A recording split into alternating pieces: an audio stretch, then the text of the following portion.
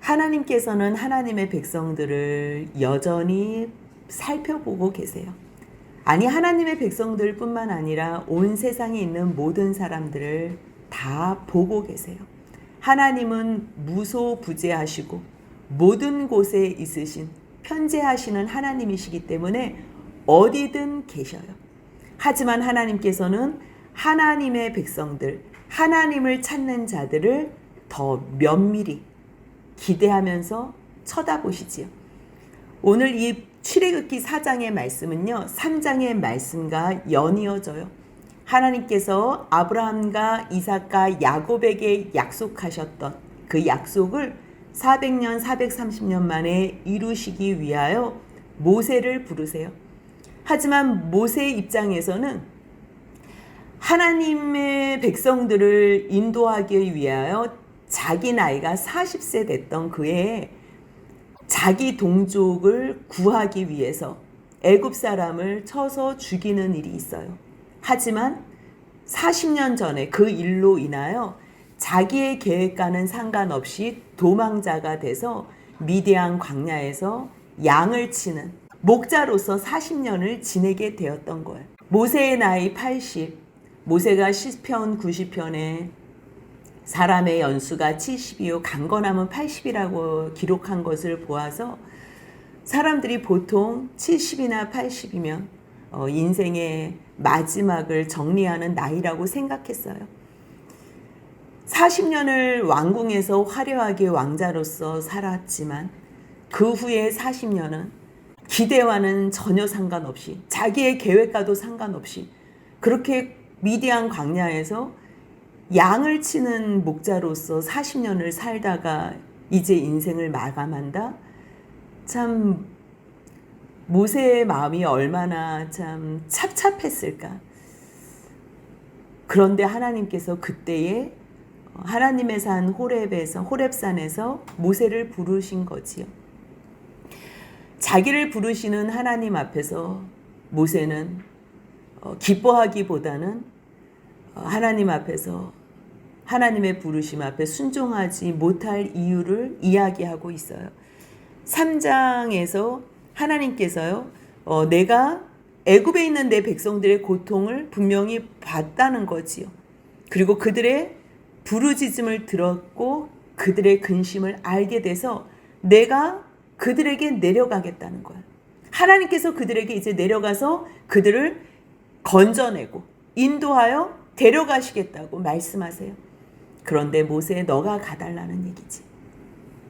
모세는 얼마나 당황스러웠겠어요. 하나님께서 나타나셔서 아브라함의 하나님이다, 이삭의 하나님이다, 야곱의 하나님이다, 내가 너를 내 백성 이스라엘 백성들에게 보낸다고 말씀하시는데 모세는 그것을 받아들일 수가 없었어요. 그래서 첫 번째로 하나님의 부르심 앞에 하나님 앞에 반항하는 내용이 11절 같이 읽겠습니다. 모세가 하나님께 아뢰되 내가 누구이기에 바로에게 가며 이스라엘 자손을 애굽에서 인도하여 내리이까. 그러니까 하나님께서 그렇게 말씀하시지요. 내가 반드시 너와 함께 있겠다고.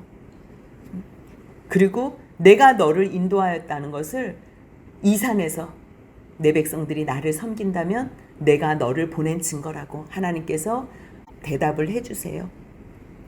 그리고 또 모세는 하나님 앞에 못 갈 이유에 대해서 또 한 번 이야기를 해요. 13절 같이 읽습니다.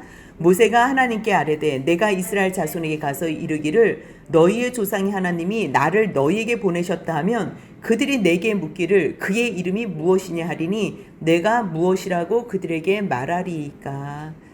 아니, 나 같은 사람이 누군데 내가 지금 애굽 바로 앞에 가서 내 백성들을 인도하여 낸다는 게 말이 됩니까? 근데 하나님께서 함께 하시겠다는 거지요. 그럼 사람들이 또 아니 누가 보냈는데, 아니 나도 내가 못 믿지만 상대방 백성들도 나를 못 믿을 텐데 그러면 누가 보냈다고 얘기를 할까요?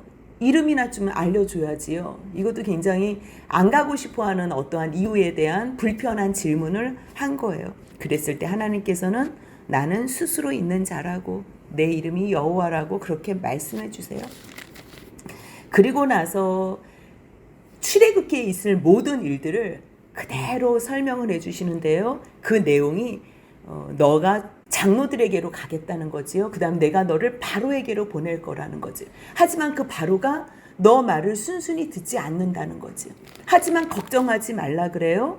19절, 20절 같이 있습니다. 내가 아노니 강한 손으로 치기 전에는 애굽 왕이 너희를 가도록 허락하지 아니하다가 내가 내 손을 들어 애굽 중에 여러 가지 이적으로 그 나라를 친 후에야 그가 너희를 보내리라. 하나님께서 모세를 보내시고 하나님께서 이스라엘 백성을 인도해 내실 거지만요. 그 일은 모세가 생각하는 것처럼 그게 만만하지 않다는 거예요. 근데 만만하지 않은 것은 일이 어려워서가 아니라 하나님께서 그 시간과 과정 속에서 하나님이 누구인지 모세에게도 보여줘야 되고요. 바로에게도 보여줘야 되고 누구보다도 이스라엘 백성들에게 보여줘야 되는 거예요. 그래서 우리가 어떠한 하나님의 명령 앞에서 쉽지 않은 일들을 맞닥뜨릴 때가 있어요. 그때 당황하지 않아야 될 이유가 뭐냐면 하나님께서는 그 과정을 통해서 더욱더 하나님의 하나님이심을 보여주시는 거예요. 그렇기 때문에 우리는 그 시간을 힘들어도 견디기만 하면 돼요. 하나님께서 지금 모세에게 다 말씀해 주고 계세요. 하지만 마지막에는 어떻게 나온대요? 너희가 절대 빈손으로 가지 않는데요. 22절 같이 읽습니다. 여인들은 모두 그 이웃 사람과 및 자기 집에 거류하는 여인에게 은폐물과 금폐물과 의복을 구하여 너희의 자녀를 꾸미라. 너희는 애굽 사람들의 물품을 취하리라. 애굽 사람들로 말미암아 은혜를 입게 해서 마음껏 그들의 모든 물품을 취해서 가져 나온다는 거예요. 싸움하고서 전쟁 후에 전리품을 하나님께서 주는 것처럼 마음껏 가져 나온다고 말씀하고 계세요. 그런데도 불구하고 4장 1절에서 모세가 또 내가 불순종할 수, 내가 가지 않아야 될 이유에 대해서 또 이야기하고 있어요. 1절 같이 있습니다. 모세가 대답하여 이르되 그러나 그들이 나를 믿지 아니하며 내 말을 듣지 아니하고 이르기를 여호와께서 내게 나타나지 아니하셨다 하리이다. 하나님은 믿을 수 있다는 거예요. 그래요. 하나님께서 나하고 함께 하신다면 그래요. 나도 하나님을 그래 믿을 수 있어요. 하지만 저들이 아니 우리가 하나님은 믿지만 하나님이 너를 보낸 증거가 어디 있어? 그래 그 하나님의 이름이 스스로 있는 자라 그래. 여호와라 그래. 아브라함의 하나님, 이삭의 하나님, 야곱의 하나님이라고 그래. 근데 그 하나님이 너를 보낸 증거가 뭐가 있어? 이렇게 물어보는 거야. 참 우리에게 위로가 되는 것은요. 모세가 구약의 최고의 선지자잖아요. 뭐 성경을 막론하고 예수 그리스도의 모형이 되고 정말 예표성을 가지고 대표성을 가지고 있는 이 모세도요. 하나님의 부르심 앞에 이거는 불순종의 마음도 있지만 뒤에서 그래서 하나님께서 또 노하시는 마음도 있거든요. 근데 자신이 없는 거예요. 왜요? 40년 동안 양하고만 지냈잖아요. 사람을 별로 만나지도 않았어요. 그냥 하루 종일 양하고만 있어요. 지금 어디까지 온 거예요? 호렙산까지 온 거예요. 서쪽으로 오다가 호렙산까지 왔던 이 모세. 근데 자기에게 하나님께서 애굽까지 가서 바로왕 앞에 서래요. 아니 이스라엘 백성들이 지금 그 핍박 가운데 종노릇하는 가운데서 그들을 인도하여 내라? 얼마나 주눅이 들고 얼마나 위축이 들겠어요. 그런데요 하나님은요 그때까지 기다리시나 봐요. 내가 뭔가 잘할 수 있겠다 그러고 하나님께서 너 가라. 예 저는 너무 잘할 수 있습니다. 이런 사람은 하나님께서 쓰시지 못하시는 것 같아요. 왜냐하면 자기의 열정, 자기의 능력으로 하기 때문에. 그래서 하나님께서는 이 시간까지 기다리신 것. 근데 이게 너무 위험한 거는 뭐냐면요. 여기서 조금만 더 지나치면 자기 비하? 일단 하나님 앞에서 너무 자신이 없어서 할 수 있는 여지가 없다는 것. 그러니까 자괴감에 빠지는 것 같아요. 나에 대한 그 비하와 나를 인정하지 못하는 것. 그런데 그때에 하나님의 말씀 때문에 순종하고 나간다면 이제 그때는 나를 믿는 게 아니기 때문에 더더욱 하나님만 의지하고 갈 수 있는 것 같아요. 그렇게 대답하는 모세에게 하나님께서는 말씀하세요. 내 손에 있는 것이 무엇이냐? 하나님께서는 우리에게 하나님의 일을 부탁하시고 명령하실 때요. 늘 우리가 할 수 있는 것, 우리가 갖고 있는 것, 우리의 은사, 하나님께서 주신 것으로 우리가 감당하게끔 하세요. 모세 손에 뭐가 있어요? 지팡이니이다. 그러니까 여호와께서 그것을 던지라 그래요. 그 지팡이를 던졌어요. 하나님의 말씀에 그냥 순종한 것 뿐이에요. 순종했는데 그것이 뭐가 됐어요? 뱀이 된 거예요. 그게 지팡이라는 걸 알아요. 자기가 던졌어요. 자기 지팡이를 던져서 뱀이 된 줄 알지만 그래도 움찔할 수밖에 없는 인간의 연약함을 알 수 있어요. 그런데 여호와께서 다시 모세에게 말씀하세요. 4절 같이 읽습니다. 여호와께서 모세에게 이르시되 내 손을 내밀어 그 꼬리를 잡으라. 그가 손을 내밀어 그것을 잡으니 그의 손에서 지팡이가 된지라. 뱀을 잡을 땐 어디를 잡아야 돼요? 머리를 잡아. 이거는 누구나 다 알아요. 광야는 독사가 얼마나 많이 나타나요? 어디를 잡아야 되는지 너무 잘 아는 모세에게 하나님께서는 상식과도 상관없는 비상식적인 것을 말씀하시는 거죠. 꼬리를 잡으래. 꼬리를 잡으면 바로 이 독사가 물어가지고 끝나는 거예요. 근데 움찔하는 그 순간 하나님의 말씀으로 지팡이가 뱀이 된 것이지. 그렇다면 하나님의 말씀이라면 들어보자. 얼마나 두려웠겠어요. 자기의 상식을 넘어선 하나님의 말씀을 들었더니 어떻게 된 거예요? 뱀이 무엇이 된 거예요? 지팡이가 된 거예요. 그러면서 뭐라고 말씀하시냐? 이는 그들에게 그들의 조상의 하나님 아브라함의 하나님 이삭의 하나님 야곱의 하나님 여호와가 내게 나타난 줄을 믿게 하려 함이라는 거예요. 1절에서 모세가 뭐라고 하나님께 거부하는 이유를 댔어요? 저들이 나를 믿지 않을 거라고. 믿지 않을 거라고. 그럼 하나님께서 믿는 마음을 주시면 되잖아요. 근데 하나님께서는 믿는 마음에는 관여 안 하세요. 믿음에 관한 거는 관여 안 하세요. 그래서 믿게 하기 위해서 이 모든 상황과 환경을 만들어 주시는 거예요. 믿게 하려 함이라는 거예요. 그러면서 또 한 가지 하나님께서 이적을 베푸세요. 6절 같이 읽습니다. 여호와께서 또 그에게 이르시되 내 손을 품에 넣으라 하시매 그가 손을 품에 넣었다가 내어보니 그의 손에 나병이 생겨 눈같이 된지라. 아니 하나님께서 지금 이적을 보여주고 계시잖아요. 지팡이를 던졌는데 뱀이 됐어요. 뱀의 꼬리를 잡았는데 다시 지팡이가 됐어. 이거는 정말 놀랄 일이에요. 스스로도. 근데 이번에는 품속에 손을 넣으래요. 그럼 뭘 기대하겠어요? 얼마나 멋진 하나님께서 이것을 어떻게 만드실까? 바로 앞으로 보내는데 이것을 금손으로 만드실까? 아니면 어떻게? 이것을 무엇으로 만드실까 생각하면서 넣지 않았겠어요? 근데 꺼내보니까 뭐예요? 나병이. 하나님께서는 지팡이를 던져서 뱀을 만들게 하고 또 품속에 손을 넣어서 나병을 만들게 한 것. 다른 이적을 베푸셔도 되는데 하필 뱀과 나병의 이적을 베푸신 이유가 있을 것. 애굽 사람들은요 뱀을 우상으로 섬겼어요. 그래서 애굽의 왕관에는 코브라가 있고 그의 지팡이 홀에는 그 끝에 코브라가 있는 그 왕권을 상징하는 그 애굽에 섬기는 우상. 하지만 하나님 앞에서는 아무것도 아니라는 거죠. 너가 들고 있는 그 홀, 너가 들고 있는 그 지팡이. 그래서 왜 애굽 술사들 만났을 때 지팡이를 던져서 뱀이 됐는데 그들도 그 술사들을 통해서 뱀이 됐었잖아요. 그랬을 때 어떻게 했지요? 모세 손에 있었던 이 지팡이가 그 뱀을 다 잡아먹었던 것처럼. 그래서 이거는요 하나님의 통치, 하나님의 주권. 이 세상에 어떠한 것도 우상이 이길 수 없고 어떠한 것도 두려워할 존재가 없다는 것을 이야기하기 위해서 지팡이로 뱀을 만든 거고요. 품에다가 손을 넣었을 때 나병이 된 거는요 10가지 재앙으로 애굽 백성들의 그 죄악을 드러낼 거잖아요.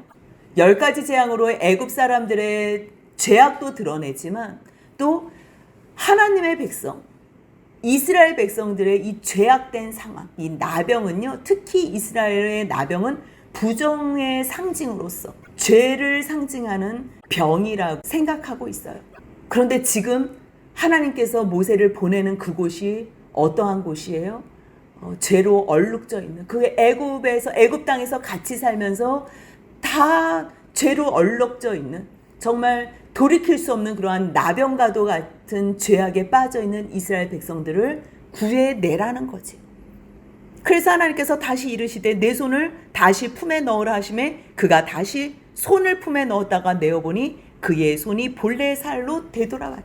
이게 지금 나병에 걸리면요, 뭐 이스라엘 백성하고 하나님의 명령이 있어도 이것은 이 일을 행할 수가 없어요. 하지만 하나님의 말씀이 다시 선포되었을 때 그 말씀에 순종하면요, 나병도 깨끗해지고 하나님의 그 백성들의 죄악도 깨끗해질 수 있다는 것, 하나님께서는 그것을 예표하시기라도 하기 위해서 이렇게 보여주고 계세요. 그리고 나서 8절 같이 읽습니다. 여호와께서 이르시되 만일 그들이 너를 믿지 아니하며 그 처음 표적의 표징을 받지 아니하여도 나중 표적의 표징은 믿으리라. 하나님께서요, 충분히 믿을 수 있도록 표징을 보여주심에도 불구하고 믿고 안 믿고는 누구 몫이라는 거예요? 그들의 몫이라는 거예요. 그런데 이거 두 번째는 분명히 믿을 거거든. 그런데 그 다음에 또 9절 같이 있습니다. 그들이 이 두 이적을 믿지 아니하며 내 말을 듣지 아니하거든 너는 나일 강물을 조금 떠다가 땅에 부으라. 내가 떠온 나일 강물이 땅에서 피가 되리라. 지금 이 두 가지, 지팡이가 뱀이 되는 거와 그 다음에 나병, 손이 나병되고 깨끗해지는 거, 이거는요 지금 이 자리에서 호렙산에서 하나님께서 모세하고 같이 대화를 하는 과정 가운데서 지금 이적과 표적을 베풀어 주신 거고요. 만약 이거 두 개도 바로 앞에서 통하지 않거든, 그때 바로 앞에서 그 다음에는 나일강에 물을 떠와. 그럼 내가 그때 그것을 피로 변하게 해줄게. 이것은 지금 여기서 한 거는 아니에요. 하나님께서 만약에 그때 믿지 않으면 이것까지도 하겠다고. 그래서 이 피에 대한 이 이적이 애굽에서 내린 첫 번째 심판이에요. 그치요? 나일강이 피로 되는 것. 믿지 않았기 때문에, 만약에 믿고서 순종했다면 그 10가지 재앙을 안 당할 수 있었지요. 근데 그들의 완악함과 패역함은 그러한 재앙을 당할 수밖에 없는 상황이지요. 그래서 하나님께서는 두 가지 징표 표적을 보여주시고 또 한 가지의 표적도 약속해 주고 계세요. 그러면 이 정도 되면 어떻게 해야 돼요? 하나님, 제가 하나님을 믿지 않은 걸, 순종하지 않은 걸 용서하옵소서, 이래야 되는데요. 10절 같이 읽습니다. 모세가 여호와께 아뢰되 오 주여, 나는 본래 말을 잘하지 못하는 자이니이다. 주께서 주의 종에게 명령하신 후에도 역시 그러하니 나는 입이 뻣뻣하고 혀가 둔한 자니이다. 얼마나 말을 더듬는 사람인지. 왜냐하면 스데반이 사도행전 7장 22절에서 말에 능통했다고 이야기를 했거든요.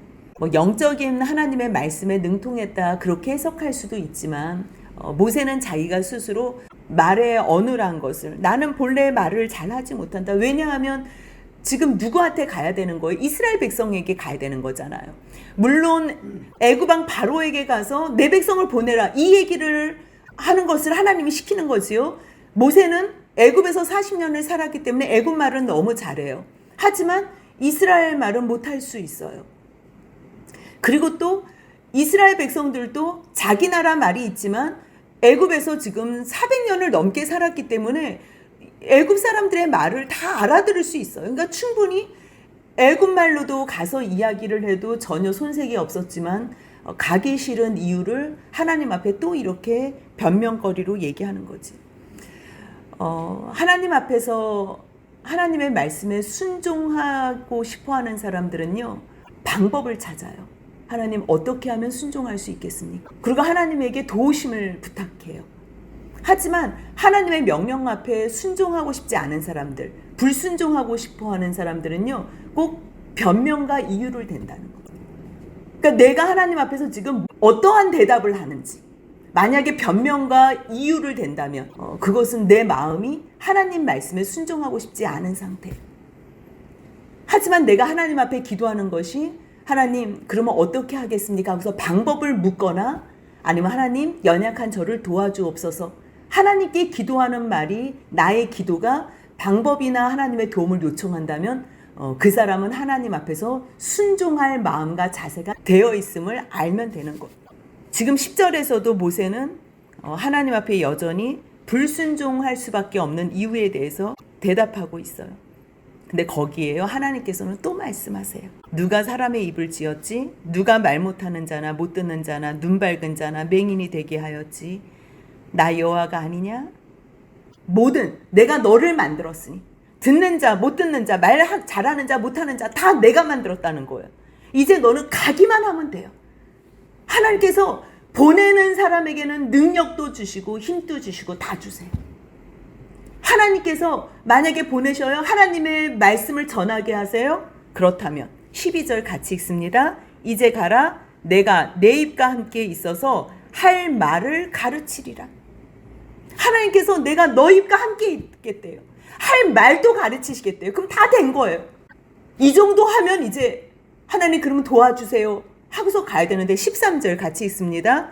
모세가 이르되 오 주여 보낼 만한 자를 보내소서. 이거는요 자기의 연약함으로 하는 말이 아니에요.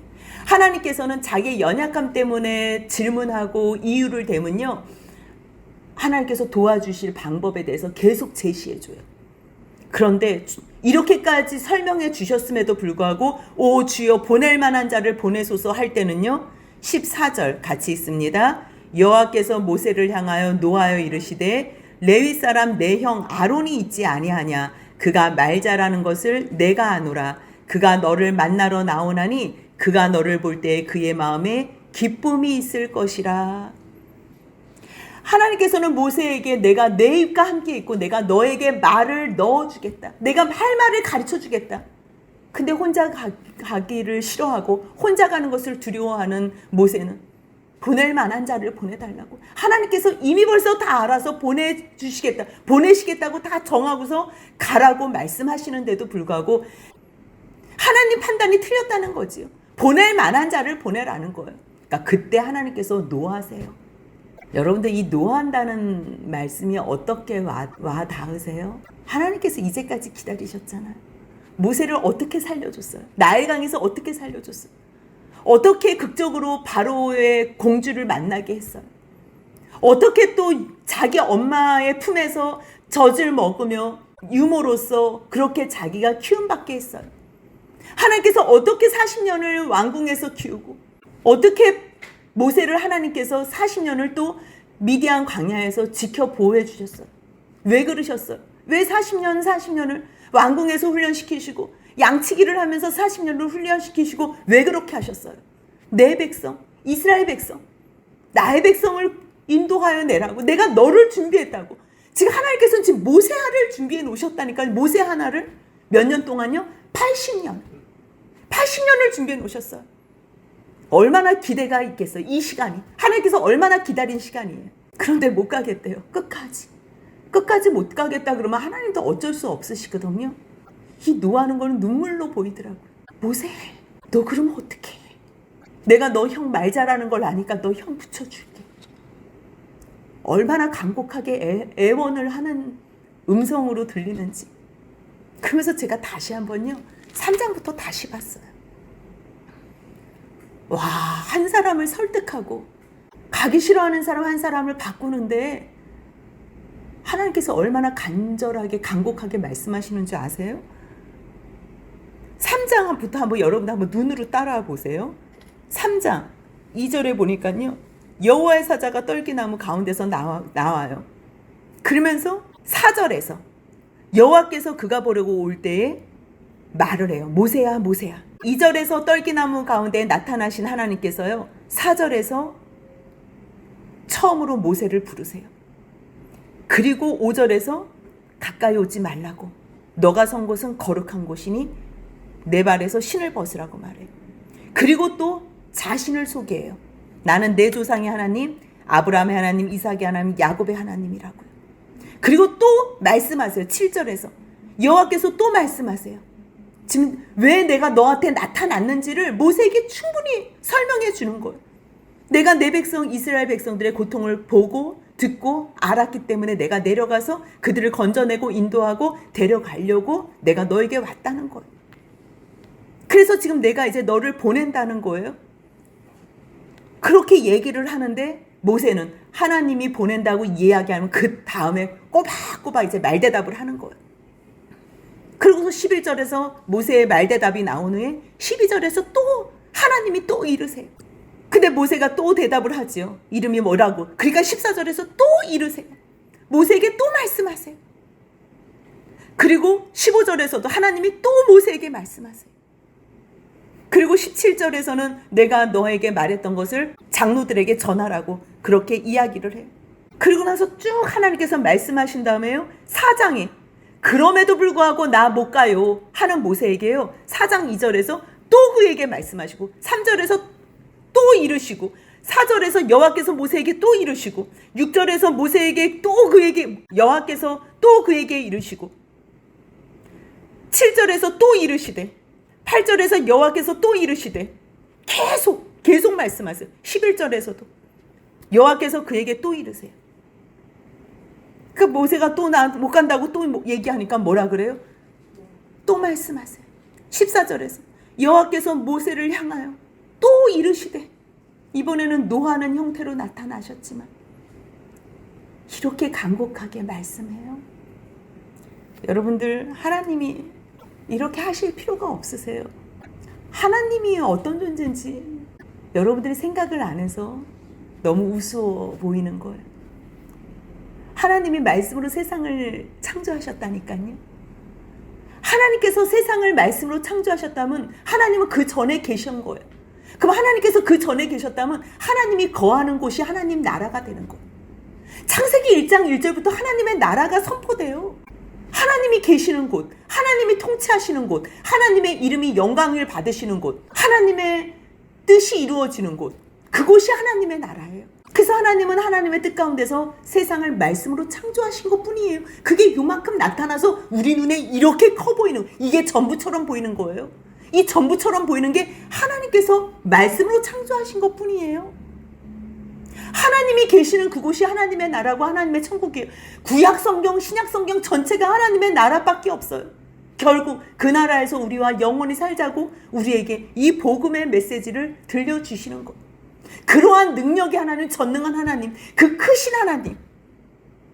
아니 요한이 3년 동안 예수님 품에 기대고 있고 사랑을 받는 걸 알기 때문에 늘 그의 품에 기대어 있었던 요한이요, 반모섬에서 영광 가운데 나타나신 그 예수 그리스도를 보고요 두려워서 쓰러졌다니까요.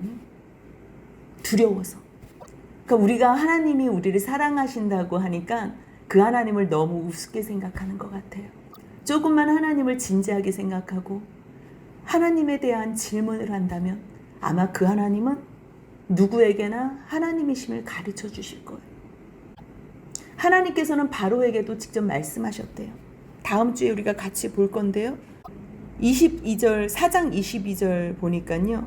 너는 바로에게 이르기를 여호와의 말씀에 이스라엘은 내 아들이 내 장자라 말하래요. 내가 내게 이르기를 내 아들을 보내주어 내가 내게 이르기를 내 아들을 보내주어 나를 섬기게 하라 하여도. 하나님께서 말씀하셨다는 거죠. 그것을 바로가요 충분히 알아요. 근데 그 아는 소리를 거부하는 거예요. 하나님께서 바로에게 말씀하지 않으실 일이 없어요. 그 말씀하신 분이 하나님이라는 것을 모세가 가르쳐 주는 것뿐이에요. 그 다음 내용이 시보라가 돌칼로 아들을 할례를 하는 게 있어요. 아무 얘기도 안 했는데 그 얘기를 왜 하겠어요? 계속 찔림이 있는 거예요. 하나님께서는요 마음의 소리를 통하여 양심의 소리를 통하여 하나님께서 하나님의 뜻을 계속 사람들에게 각 사람들에게 계속 말씀하세요. 그래서 요한복음 1장에요 찬빛, 예수 그리스도의 그 찬빛이 각 사람에게 비추는 그 찬빛이 있어요. 하나님께서는요 모든 사람에게 말씀하세요. 근데 그것을 듣지 않는 것뿐이에요. 하나님께서는 얼마나 한 사람을 설득하시기 위해서 말씀하시는지 몰라요. 그런데요 누구에게 말씀하시냐면요 묻는 자에게, 궁금해하는 자에게. 그 떨기나무 가운데 불이 붙은 것을 보면서 타지 않은 것을 보고 궁금해서 돌이켜 내가 이 큰 광경을 보리라 돌이켜보는 자에게. 하나님께서 말씀하시고 싶어도요 듣고 싶어하지 않은 사람에게는 말씀하실 수가 없어요. 그래서 예수님도 이 땅에 오셨을 때 비유로 말씀하셨잖아요. 무리들에게는 비유로 말씀하시고 듣고 싶어하는 사람들 그 뜻이 뭐예요? 아까 그 말씀 무슨 말씀이에요? 다시 묻는 자들에게는 자세하게 설명해 주시잖아요. 마찬가지예요. 그 하나님은 변함이 없으세요. 지금 계속 물어보는 모세의 그 질문에 충분히 다 대답해 주세요. 그의 마음이 녹아질 때까지. 어떨 때는 화를 내면서도, 하지만 이 화는 화가 아니에요. 하나님의 간곡함이에요. 간곡함. 여러분도 한번 입장 바꿔서 생각해 보세요. 80년을 꼬박 기다렸어요. 근데 다 만들어서 이제 보낼 수 있는 기회가 됐는데 나 못 간다고 보낼 만한 딴 사람 알아보세요. 근데 하나님이 거기에 노하지 않겠어요? 이것은 신뢰하기 때문에, 이제 관계성이 만들어졌기 때문에 노할 수 있는 거예요. 그래서 결국 하나님께서는 모세를 보내시는 것에 성공을 해요. 그 모세가 하나님의 명령에 순복해요. 설득당하고 하나님의 말씀에 순종하게 돼요. 그래서 주님께서는 뭐라고 말씀하시냐면요, 17절 같이 있습니다. 너는 이 지팡이를 손에 잡고 이것으로 이적을 행할지니라. 다른 것으로 이적 안 해요. 우리가 들고 있는 그것, 우리가 받은 은사, 우리가 가장 잘하는 것. 이 지팡이는 뭐 하던 거예요? 40년 동안 양을 치던 거예요. 40년 동안 다른 짐승들에게서 양들을 보호해줬던 막대기예요. 40년 동안 모세의 손에서 떠나지 않았던 이것, 하나님께서는요, 모세의 손에 있었던 지팡이로 제일 모세의 힘이 됐던 그것까지 내려놨을 때 하나님께서는 모세와 모세의 지팡이를 들어 쓰신다는 것. 그렇다면 똑같아요. 하나님께서 우리를 부르실 때는요, 하나님 착각하거나 실수하지 않으세요. 여러분들을 부르신다면 하나님은 하나님의 계획에 맞춰서 여러분들이 충분히 준비됐다고 생각하셨을 때 부르세요. 그럴 때요, 처음에는 하나님 저 자신 없어요, 잘 못하겠어요, 그렇게 대답하는 거는 괜찮아요. 그런데 주님께서 그래도 너가 가면 좋겠다, 내가 너하고 함께 있을게, 너 입에 내가 나의 말을 가르쳐 줄게, 그렇게 말씀하신다면 그 다음에는 못할 이유 되지 마시고 주님 도와주세요, 함께 해주세요, 인도해 주세요. 그렇게 기도한다면 하나님께서 여러분들이 갖고 있는 은사 중에 제일 잘하는 것, 여러분들이 능수능란하게 실수하지 않고 할 수 있는 그것으로 하나님께서는 하나님의 일을 하실 거예요. 분명히. 그렇기 때문에 우리들은 하나님의 부르심 앞에 순종만 하고 못할 이유나 변명되지 마시고 할 방법과 도움을 구하며 주님의 뜻에 인도함 받아 순종하는 저와 여러분들이 되시길 주님의 이름으로 소원합니다. 아멘.